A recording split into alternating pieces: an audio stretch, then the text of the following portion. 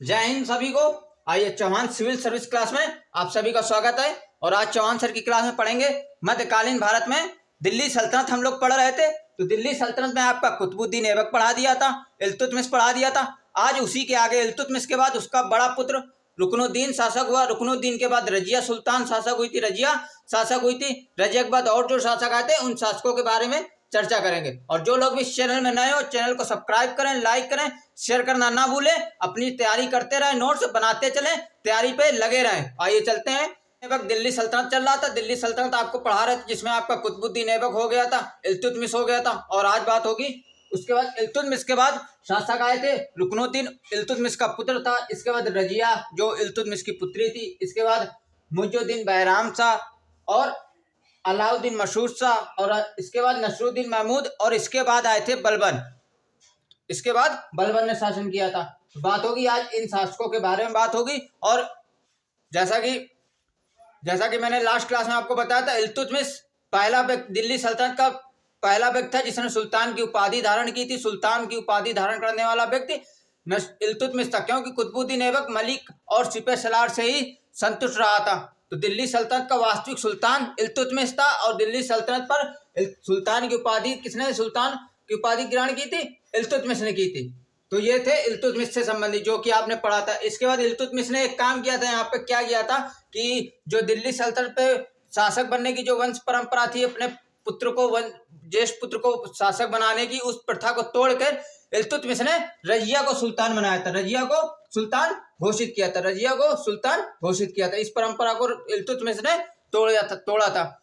तो इसमें बात करते हैं। आइए, इल्तुतमिश की मृत्यु हो जाने के बाद दिल्ली सल्तनत पर कुछ समय के लिए रुकनुद्दीन शासक हुआ। रुकनुद्दीन जो शासक हुआ था, इसके समय जो शासन की जो सत्ता की जो ताकत थी, शासन की जो सारी सत्ता की जो सारी गतिविधियां थी, सारी सत्ता की जो ताकत थी, वो वास्तविक शक्ति इसकी मां शाह तुर्कान के हाथों थी।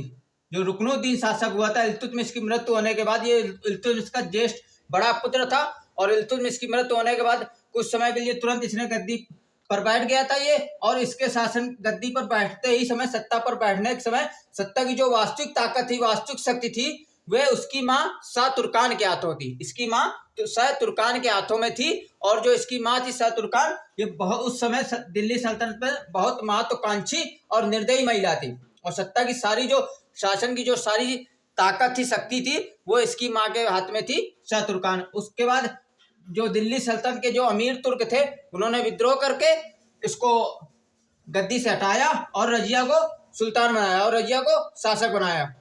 रजिया को सुल्तान बनाने में दिल्ली की जनता और दिल्ली के अमीर जो तुर्क अमीर थे, जो इसके दरबार के जो तुर्क अमीर थे, उन्होंने रजिया को सुल्तान बनाने में सहयोग किया था। रजिया को सुल्तान बनाने के लिए दिल्ली की जनता ने और दिल्ली के अमीर जो थे, तुर्क अमीर थे, जो सरदार थे वहां के, इसके दरबारी जो शासन के जो अधिकारी थे, तुर्क अमीर जिसको कहा जाता, उन्होंने रजिया को सुल्तान बनाने में सहयोग किया था। इसके बाद ग्वालियर, जब इल्तुतमिश ग्वालियर का युद्ध करने गया था, ग्वालियर में जब आक्रमण करने गया था, वहां से आक्रमण करने के बाद जब ग्वालियर जीत कर इल्तुतमिश वापस आया था, तब इल्तुतमिश ने अपना इसमें घोषणा कर दी थी कि हमारे बाद दिल्ली सल्तनत का अगला सुल्तान रजिया होगी। तो ग्वालियर से वापस आने के बाद इल्तुतमिश ने रजिया को अपना उत्तराधिकारी घोषित कर दिया था, ये ऐलान कर दिया था। ग्वालियर से विजय होने के बाद इल्तुतमिश जब दिल्ली सल्तनत वापस आया था, दिल्ली वापस आया था, तब इल्तुतमिश ने रजिया को अपना उत्तराधिकारी घोषित किया और अगला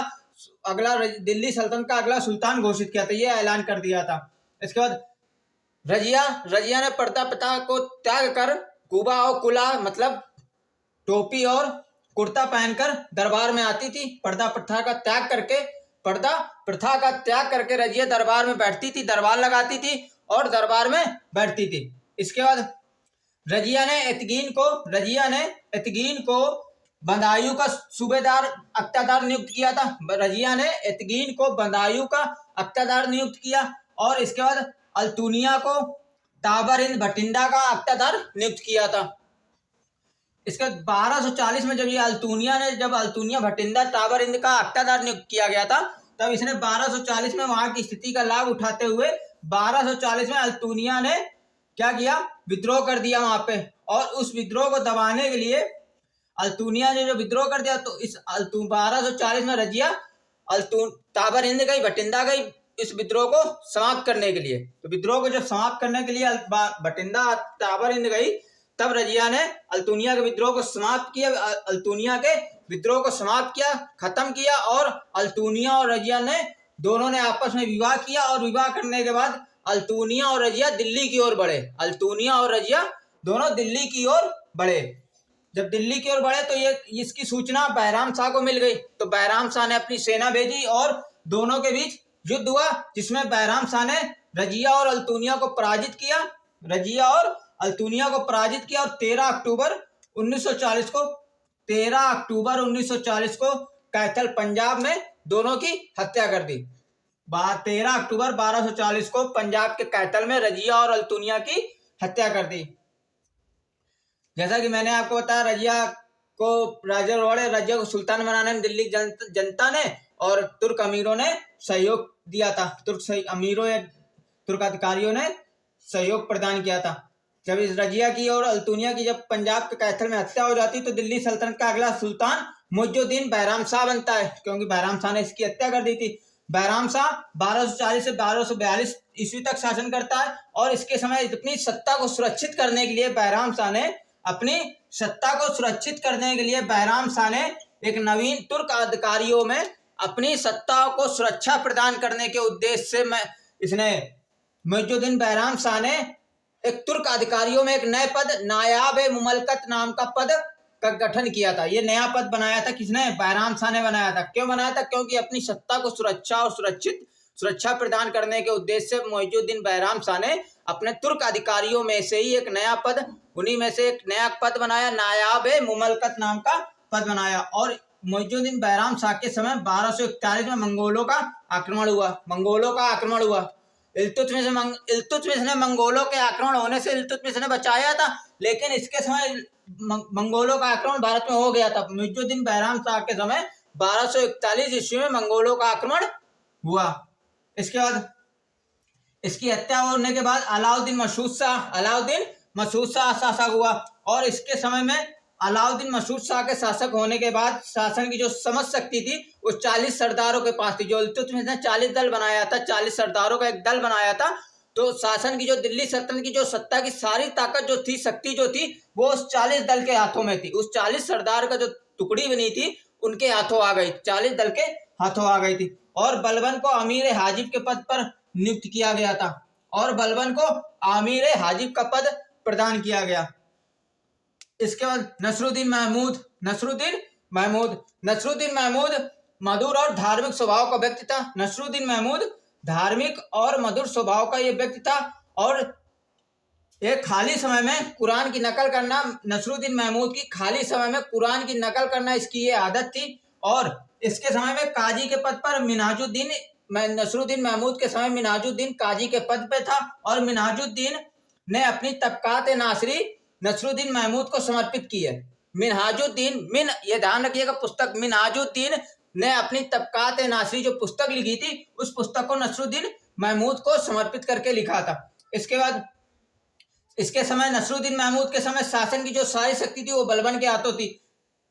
यहां देखिए क्या कहते हैं, अलाउद्दीन मसूद शाह के समय शासन की सारी ताकत 40 दल के पास थी, और नसरुद्दीन महमूद के समय शासन की जो सारी सत्ता की जो सारी ताकत थी वो किसके हाथ में आ गई? बलबन के हाथ में आ गई। और बलबन एक उच्च पद पर पहुंच गया था, और इसने नसरुद्दीन महमूद ने 1240 ईस्वी में बलबन को उलूग खां की उपाधि दी थी। उलूग खां की उपाधि बलबन की थी, उलूग खां की उपाधि बलबन को दी थी इसने। इसके बाद इसकी हत्या करके बलबन इसकी हत्या तुर्क अमीरों से अधिकारियों के साथ मिलकर बलबन इसकी हत्या कर देता है, और अगला शासक दिल्ली सल्तनत का शासक बनता है। दिल्ली सल्तनत का शासक बलबन बनता है, जो कि हम अगली क्लास में आपको नोट्स तैयार कराएंगे।